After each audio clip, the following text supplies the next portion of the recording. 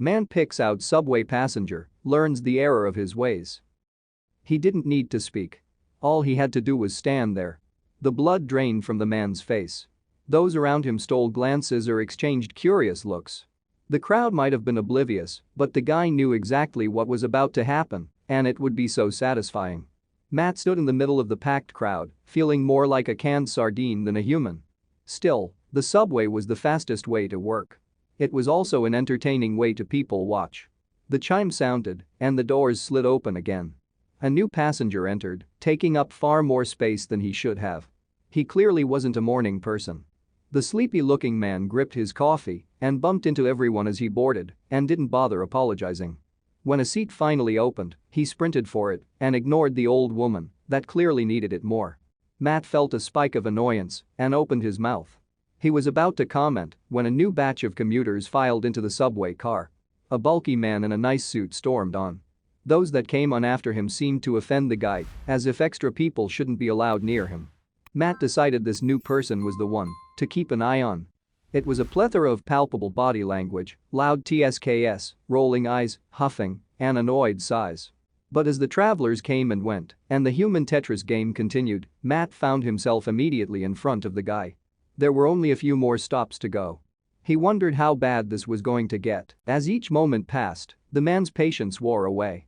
The sounds grew louder, and the subtle movements changed into unabashed nudging people away so he could have more personal space. Matt watched how everyone around him grew uncomfortable. Ding.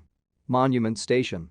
Things were about to get worse. Even if others were going to be rude, Matt would be the one to be extra polite to make up for it. When someone struggled to get off, he moved to the side to make it easier for them. The man behind him seemed to take this as a personal insult. Matt felt a hand push him away, a rushed body storm pass, and a furious glare shot in his direction. The rude commuter turned around just before departing and made sure to add a loud, cursing insult. That was it. It was inexcusable. Matt stepped off, determined to act. He followed behind, seeing how the big man pushed everyone out of the way. It made Matt's blood pressure skyrocket. The plan was to go and tell him off, but one glance at his watch told him there was no time for a life lesson and he needed to get to work. Little did he know, they would meet again very soon. As Matt dropped off his bag, straightened his tie, and grabbed his files, he noticed his secretary looked agitated.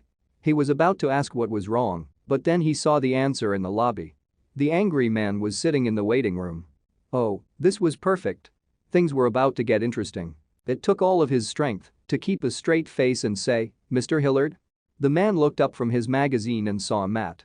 The color drained from his face until it was as white as the walls around him. The body language changed from aggressive to meek. Matt motioned to the free seat and pulled out the papers, but not before sending out a quick tweet with what was about to happen.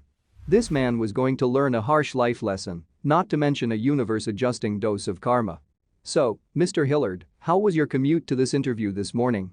By some unbelievable series of events, he was now holding Hillard's employment fate in his hands. Matt was still going to be polite and give him a fair shot, but he still could savor the discomfort. He didn't have to say a word about the event. All he had to do was ask the next questions. So, why do you think you would make a good manager? How are you a good people person? Matt asked. Hillard shifted in his seat and mumbled all of his answers all the way until the end. Needless to say, it wasn't a good fit. But what about the tweet? It had been less than an hour, but the message had already exploded. Everyone wanted to know what happened. Days later, there were thousands of views in similar stories. Matt knew there were still plenty of rude people in the world, but that one moment would keep him going for a long while. Thank you for watching this fantastic story. Please tap one of the 2 videos on your screen for another amazing Wonder Stories.